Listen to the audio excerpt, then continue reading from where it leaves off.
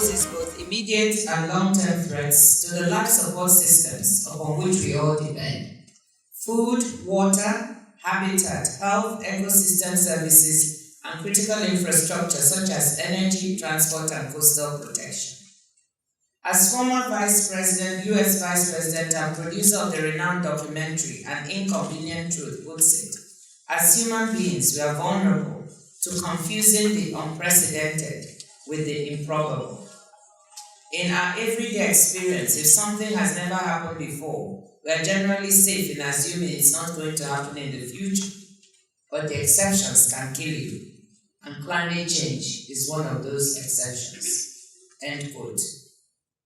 The phenomenon has gained increased prominence in Nigeria in recent times, mainly as a result of the major flooding we had last year, which I understand we've not had. It's like a once in 32 or 35-year event. What I'm trying to say is that we have efforts going on in this government in various areas, be there with oil spills, with desertification, with gully erosion, with floods. But we need now to pull this together into one effort that shows that we are conscious about the impact of environmental degradation and climate change. In 2012, therefore, the Federal Ministry of Environment initiated Nigeria's National Climate Change Policy Response and Strategy. This framework spells out broad principles of government action to address the climate change agenda. We also highlighted the need to mainstream climate change issues into strategies, plans, and planning for socio-economic development of the sector. We are committed to countering the threats posed by a changing climate, in line with the National Adaptation Strategy and Plan of Action on Climate Change, which we call NASPA-CCN, formulated by the Ministry in 2011. Through this plan of action, we intend to reduce Nigeria's vulnerability to the negative impacts of climate change by improving local and national adaptive capacity and resilience, leveraging on new opportunities, and facilitating collaboration with the global community. When we started this exercise 2 years ago, we were essentially trying to address two questions. The first one was to see how Nigeria could indeed achieve its development aspirations without being affected by climate change. And the second was, how can these development aspirations be materialized in a context that would maintain the environment and reduce greenhouse gas emission? I think that today we will have a response to the questions. The CME has already given us some insight on that. The first element is that we found indeed that climate change could affect Nigeria's development objectives, and that a business as usual growth model is no longer acceptable because it could lead into significant pressure on environmental quality, and both at local, national, and even global levels.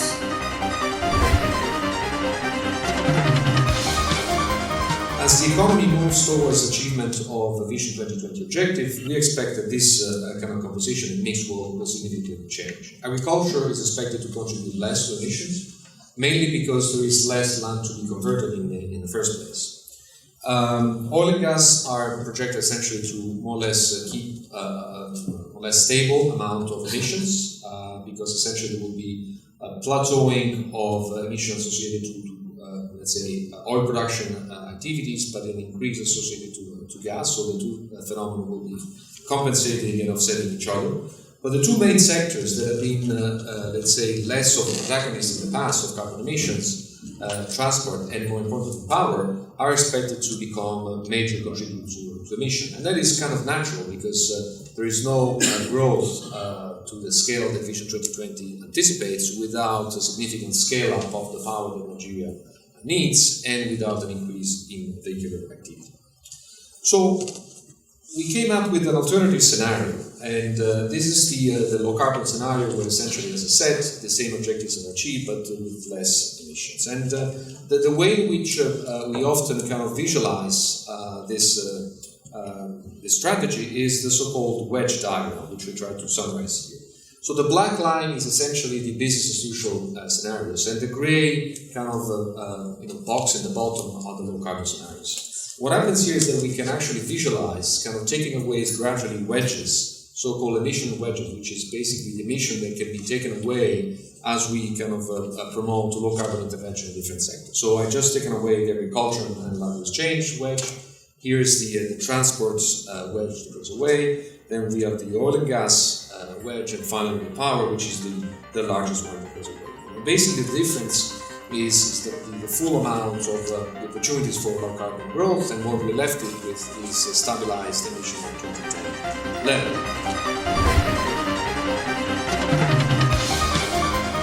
And I'm sure some of us are aware, I think it's the map where you have the largest sheets, 2 sheets, Lassen A and B. As of 1993, the volume of that sheet that was expected to melt in 20 years melted in less than 4 years. As we speak, one of them is no longer there. That's the projection for about 70 years. What it means is not just that the snow is coming, but that Lagos, Warri, parts of Edo, all the underlying states, Ogun, the bulk of them will have to go underwater. So, because as we speak, they lie within the range that higher volumes of water will take land up to 30, sometimes 50 feet. And that will be villages.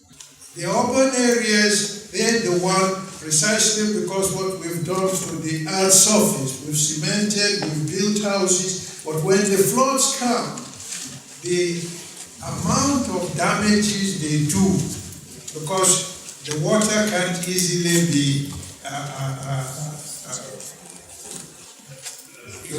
get into the ground.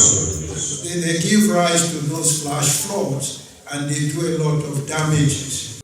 And so again, if you look at the 2 publications we're talking about today, abridged as they are, I want to see if each one of you will turn to the acknowledgement sections. We're going to find very few or absolutely no reference, no acknowledgement of any private sector player. That's a big mistake. That's a huge mistake. Because I believe that the kinds of investments that you require to champion the kind of investments you require, technology investments you require to really drive Nigeria to a low carbon direction are investments that will necessarily come from the private sector mostly, especially because of our embrace of the free market economy. The World Bank is giving $300 million to build more houses. That means cutting or creating more streets. World Bank is supporting the power sector. That means more emissions from, if not efficient, sources of energy use will all. So these are, in the next couple of weeks, are the kind of conversations and the kind of policy issues that we should be formulating to make sure that as much as 2020 is a reality, 2020 should come with opportunity costs that are beneficial to our people. In our state, we've just become the 10th oil producing state, and one of the things we say to the Orient Oil Company is that you're not going to flare gas. So they're going to try to use all the resources so that the signal, the largest amount of flaring we're going to have in Aguleri is actually a pilot burner to indicate that there is gas coming. But everything has to be recycled, and the gas that is being flared is going to be turned into electricity for the community and for running the plant. It talks of a lower carbon path to development, and it estimates the benefit of that at about 2% of GDP. So again, for somebody who is overseeing our march towards Vision 2020, anything and everything that can add 2% growth to GDP, clearly, again, is something that will move us faster towards achieving the vision. So again, as I said, it's very good news to me, and I'm sure not only to me, but to the government and to the country.